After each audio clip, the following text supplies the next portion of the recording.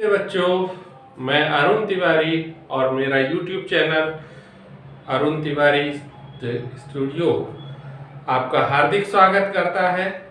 आज हम अपने प्रश्न बैंक की तीसरी कड़ी लेकर प्रस्तुत हुए हैं। अभी इसके पहले वाले पार्ट में हमने आपको उसके वस्तुनिष्ठ प्रश्नों के हल बताए थे, खाली स्थान से संबंधित प्रश्नों के हल बताए थे। आज हम 2 नंबर से संबंधित जो प्रश्न है, प्रकाश का परावर्तन और अपवर्तन से संबंधित पाठ में, उनको हल करने जा रहे हैं, जिन्हें आप ध्यान से समझिए और याद कीजिएगा।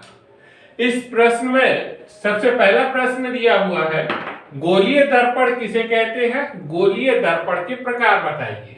तो देखिए, गोलीय दर्पण नाम से जैसे पता चल रहा है अपन को कि ऐसा दर्पण जो किसी गोले से काटा गया है। जैसे अगर हम किसी गोले से कोई आधा आधा कर दे, अगर हम गोले को, ये अगर कोई गोला है, इसको हमने आधा आधा कर दे, और तो ये 2 भाग हमको इस टाइप से मिल जाएंगे इसमें।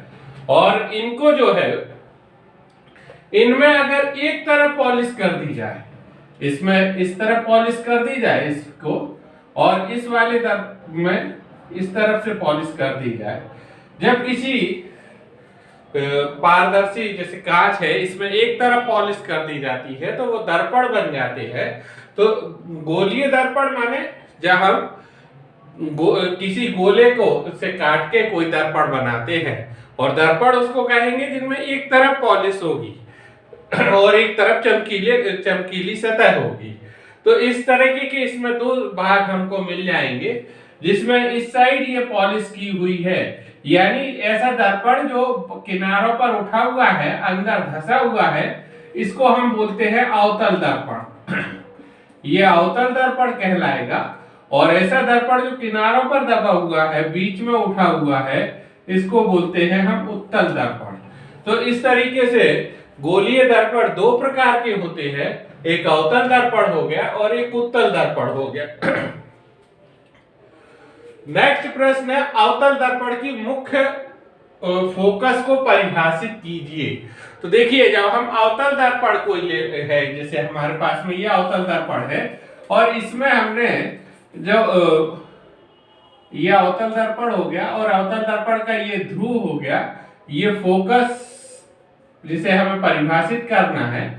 अब अनंत से आने वाली प्रकाश किरणें, अनंत से आने वाली प्रकाश की किरण, जैसे ये आ रही है एक प्रकाश की किरण, और ये प्रकाश किरण आ रही है, इस तरीके से जो अनंत से आने वाली प्रकाश की किरणें परावर्तन के पश्चात जिस बिंदु पर जाकर मिलती हैं,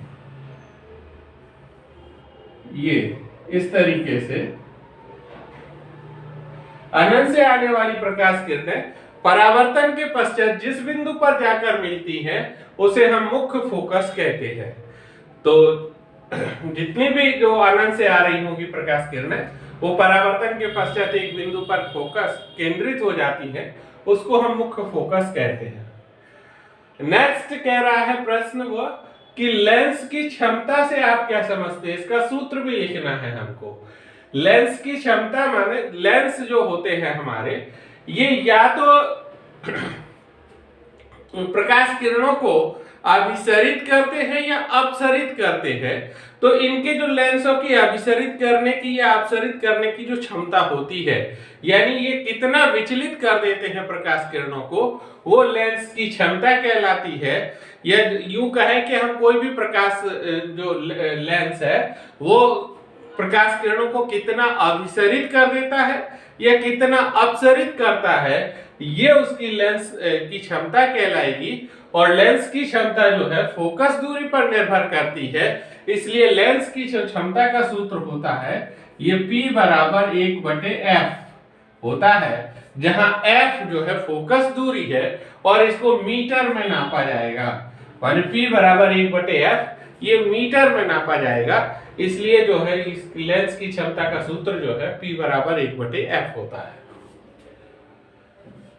नेक्स्ट प्रश्न कह रहा है, हीरे का अपवर्तनांक 2.42 है, इस कथन से क्या तात्पर्य है? तो देखिए, अपवर्तनांक जो होता है, ये दो माध्यमों में प्रकाश के वेग का या प्रकाश की चाल का अनुपात है।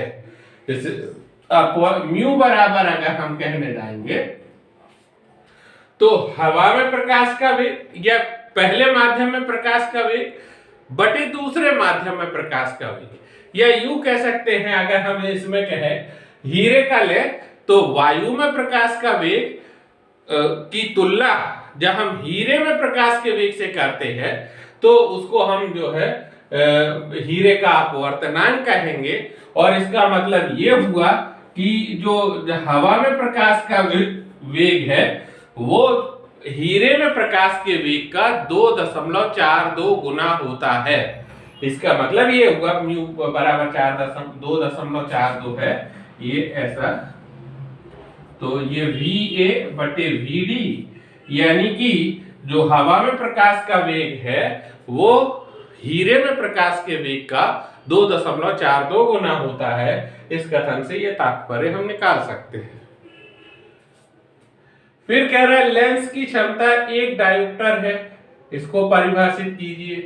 तो डायोप्टर जो होती है ये लेंस की क्षमता की इकाई है। लेंस की क्षमता को हम डायोप्टर में नापते हैं। उसने कहा है कि लेंस की क्षमता एक डायोप्टर है, P का मान एक डायोप्टर है और P बराबर होता है 1/f। तो यहां हम लिख सकते हैं कि 1/f बराबर हो गया एक डायोप्टर या f बराबर हो गया 1 मीटर।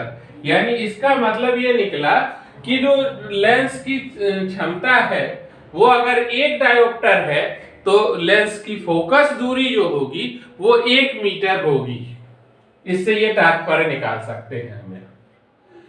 फिर नेक्स्ट क्वेश्चन में कह रहा है कि यदि गोलीय दर्पण की वक्रता त्रिज्या 20 सेंटीमीटर है तो इसकी फोकस दूरी ज्ञात कीजिए।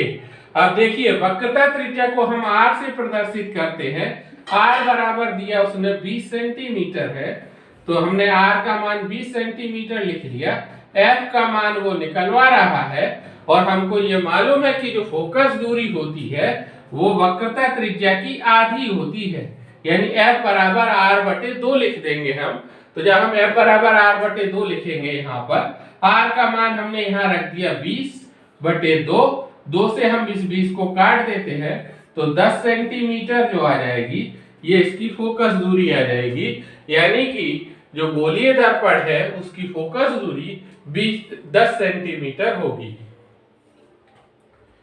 फिर कह रहा है कि लास्ट को प्रश्न है एक समतल दर्पण द्वारा उत्पन्न आवर्धन धन 1 है, इसका क्या अर्थ है। देखिए आवर्धन का मतलब होता है प्रतिबिंब की हाइट माने ऊंचाई बटे वस्तु की ऊंचाई या प्रतिबिंब की लंबाई बटे वस्तु की लंबाई के अनुपात को आवर्धन कहते हैं हम। तो अब ये कह रहा है इसका मान धन 1 है, यहाँ पर धन 1 है यानी कि प्रतिबिंब की लंबाई और वस्तु की लंबाई दोनों बराबर होगी इस कंडीशन में। तो प्रतिबिंब की लंबाई और वस्तु की लंबाई दोनों बराबर है। अब क्योंकि इसमें धन लगा हुआ है तो इसका मतलब ये है कि प्रतिबिंब जो है आभासी प्रतिबिंब बन रहा है, मुख्य अक्ष के ऊपर बन रहा है, इसलिए ये धन चिन्ह आया हुआ है। अगर यही वास्तविक प्रतिबिंब बन रहा होता तो यहाँ पर ऋण चिन्ह आ जाता। तो धन 1 का मतलब हो गया आवर्धन का कि इस समय प्रतिबिंब और वस्तु की लंबाई बराबर है तथा आभासी प्रतिबिंब इसमें बन रहा है। इस तरह ये 2 नंबर वाले प्रश्नों के समाप्त होते हैं। आगे जो है हम 4 अंकों वाले प्रश्नों की श्रृंखला भी लाएंगे। इस तरह हमारे वीडियो को बराबर आप लोग देखते रहिए, लाइक कीजिए, सब्सक्राइब कीजिए और बेल आइकॉन को भी दबा दीजिए ताकि हम जैसे ही कोई नया वीडियो आपके जारी करते हैं आपको उसको तुरंत सूचना मिल जाए। अधिक से अधिक लोगों में शेयर कीजिए ताकि जो है अधिक से अधिक बच्चों को इसका लाभ मिल सके। परीक्षाएं निकट है, सभी के लाभ हो जाए, इसलिए ऐसा हम आशा रखकर